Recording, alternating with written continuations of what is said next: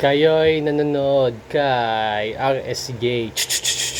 Ang mga ating topic ngayon or content ay about sa pick-up line. Magpapakilig tayo ng mga ng mga otaw. Magpapakilig ako, ayun. So, ayun. So ito ng aking pick-up lines. So ito, ang aking pick-up lines. Miss, pustiso ka ba? Kasi sina Luka Doncic, LeBron James at Austin Reeves, silang tatlo, meron silang hawak na rocket launcher. Tapos pinasabog nila yung Houston Rockets. Ito pa ang aking pick-up line. Miss, diamante ka ba?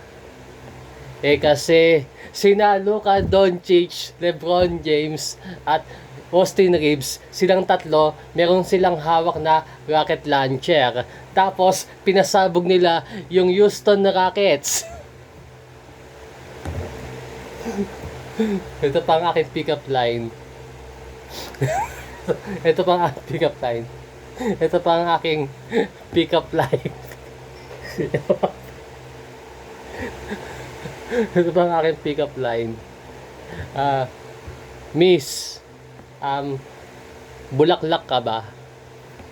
Kasi sina LeBron James, Luka Doncic, and Austin Reeves, silang tatlo, meron silang hawak na rocket launcher. Tapos pinasabog nila yung Houston Rockets. Ito pa. Ito pa ang aking pick-up line.